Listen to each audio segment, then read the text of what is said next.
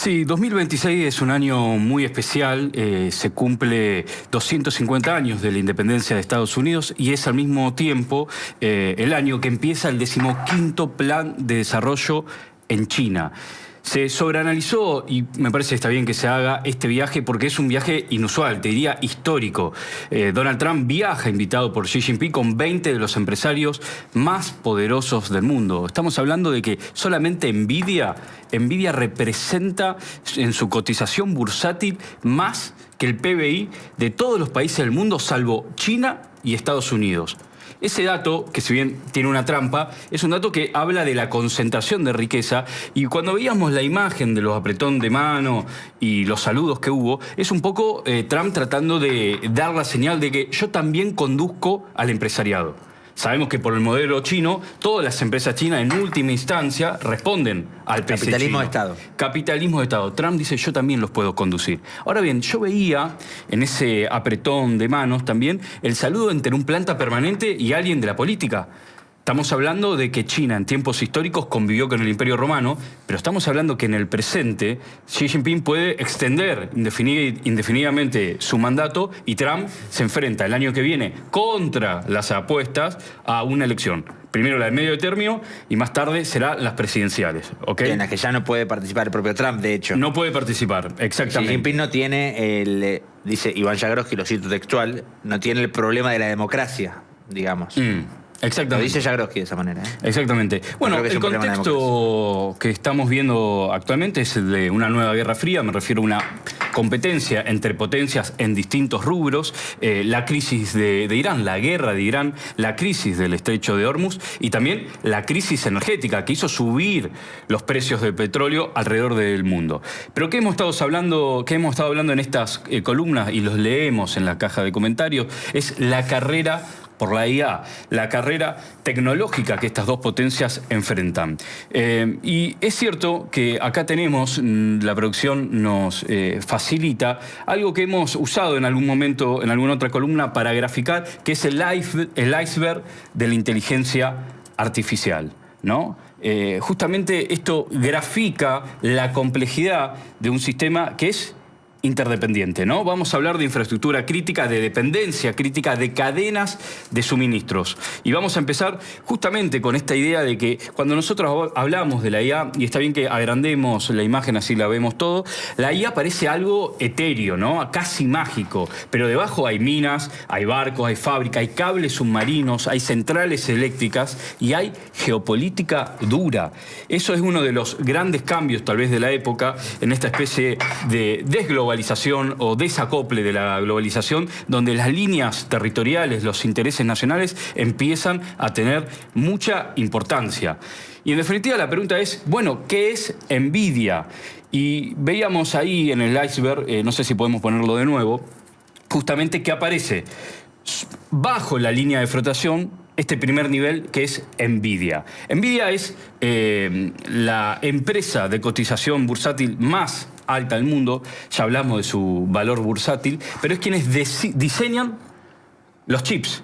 O sea, tienen el know-how, tienen, si se quiere, la patente intelectual de los chips, fundamental para toda la industria, no solamente de la inteligencia artificial, sino también, por ejemplo, de defensa, computadoras, etcétera. De comunicaciones en general. Exactamente. Hasta 2022, China compró libremente los chips de Nvidia, clave sobre todo para una economía y un país que tiene una apuesta a futuro tan grande.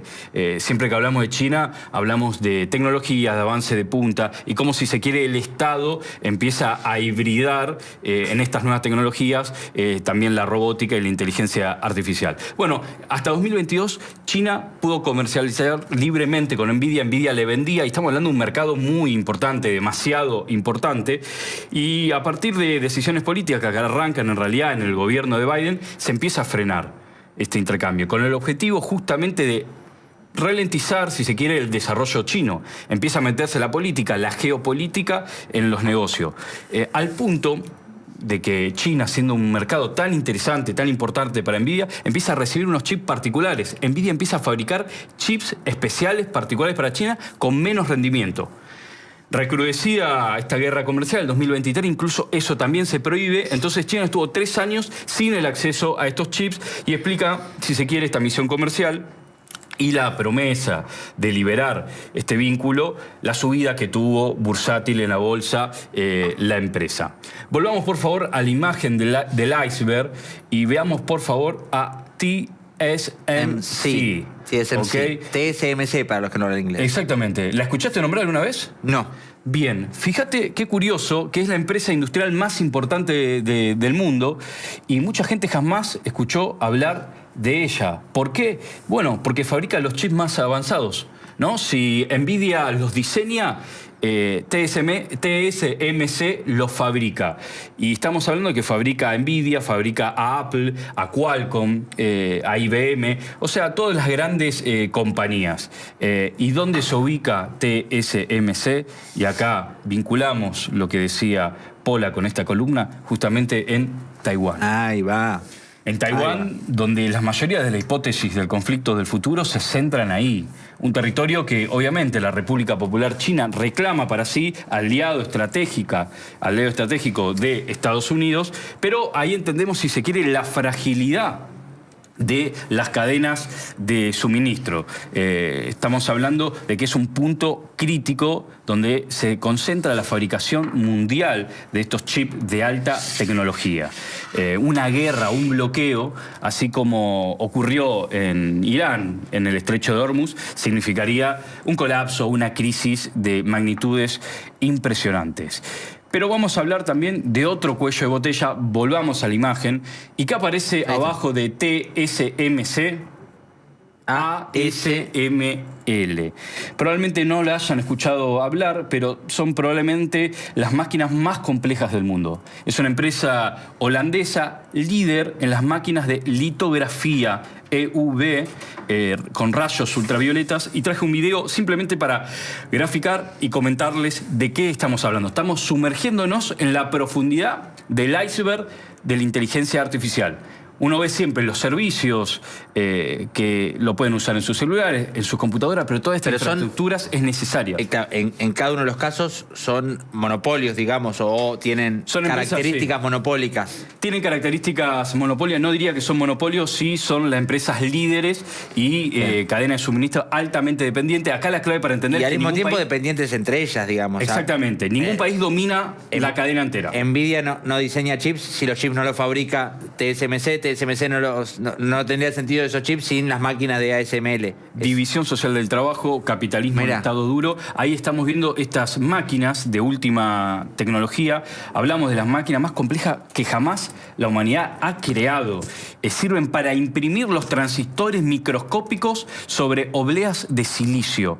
Un chip moderno tiene decenas de miles de millones de estos transistores y justamente para meter semejante densidad necesita usar luz ultravioleta extrema con precisión atómica. Es lo que vemos graficado en pantalla, le contamos a los que están en la radio, en la 97.1, todo muy futurista, pero no es futurista, es presentista, amigos y amigas. Sí, exactamente. Son máquinas de ultra generación. Y acá es la imagen que conseguiste vos, que te metiste vos a grabar una de estas máquinas por adentro. Exclusiva. Exactamente. Un viaje que hice relámpago. Esto es información exclusiva, imágenes exclusivas de Infobae a la tarde. Sí, fui yo. Gracias por destacarlo. Es solo al margen, ¿no? Esto de la imagen futurista. ¿Cómo será el futuro, no? Como la idea que tenemos de lo futurista, ¿qué es? Sí, es una guerra tecnológica, pero en realidad es una guerra por la cadena de producción. Digo, ahí eso es algo que hay que tener claro. Y en definitiva la pregunta es, bueno, y en definitiva, ¿qué tiene China? Porque si Estados Unidos controla las patentes, controla los diseños, Nvidia es un jugador norteamericano asociado a Norteamérica. La alianza con Taiwán. Claro. ASML, que son estas máquinas, son holandesas. Digo, estamos hablando del mundo occidental. ¿Qué tiene China? Tierras raras. Y siempre escuchamos hablar, vieron, de tierras raras, pero ¿qué son las tierras raras? Eso sobre todo algún interés de estos actores con el ojo puesto en Argentina respecto a las tierras raras. Exactamente. Las tierras raras en realidad no son tan raras. Son 17 minerales y metales que tienen todos nombres medio de villanos de cómics. Neodimio, lantano, cerio, itrio, disprosio, ¿no? Esos son los nombres. Entre villano de cómics y... ¿Y qué? y filósofos griegos algunos. Bueno, sí, puede ser. ¿Por qué no? ¿Por qué no? No son necesariamente raros, pero sí están dispersos en el mundo y están mezclados con otros minerales, entonces son difíciles de separar. Y en ese sentido, China domina el mercado de las tierras raras. Para que se den una idea, son algo así como el sistema nervioso de la tecnología moderna, ¿no? Yendo hacia abajo en ese iceberg, la materia prima para construir muchas de estas máquinas o de esta tecnología son las tierras raras, por eso su importancia en el mundo. Celulares, baterías, autos eléctricos, turbinas eólicas, chips, fibra óptica, pero también, no sé, misiles guiados. Tecnología militar, drones, aviones de combate F-35, digo, todo eso depende de una compleja red de suministro que al mismo tiempo es interdependiente, está muy esparcida en el mundo, en este contexto de globalización que se está retrotrayendo, si se quiere, bueno, genera obviamente problemas geopolíticos. ¿Qué está tratando de hacer China? ¿Qué está tratando de hacer Estados Unidos? Bueno, esto es un juego en donde cada uno intenta asegurar para sí estas cadenas de suministro. Un poco esta reunión que hubo, esta cumbre internacional histórica, ahora está la promesa, si se quiere, que Xi Jinping viaje a China, tiene que ver con normalizar las relaciones. ¿Por qué? Porque fueron bastante perjudiciales para ambos, podríamos decir más para unos que para otros, eso ya es materia de análisis, pero la idea que tiene cada uno es volver hacia atrás en esta cadena de producción y no depender tanto del otro. De hecho, hay una conversación que trasciende donde ante la luz verde, decir, che, a partir de ahora, ¿sabes qué? Ahora van a poder comprar de nuevo los chips de Nvidia que necesitas. Xi Jinping dice, para. No sé si es necesario. Empiezan a jugar con el tiempo y al mismo tiempo me parece con lo que Iván Jabrowski dijo que es un problema, que es la democracia, diciendo, bueno, capaz que yo negocio con el que viene después que vos, no necesariamente con vos, en otros términos. Pero básicamente cada uno tiene una dependencia estratégica de alguno de estos sectores y lo que trata China, si se quiere, con estos movimientos es llegar a su soberanía, en este caso de creación de microchips, y lo mismo intentará Estados Unidos en esta carrera que en última instancia es por la inteligencia artificial.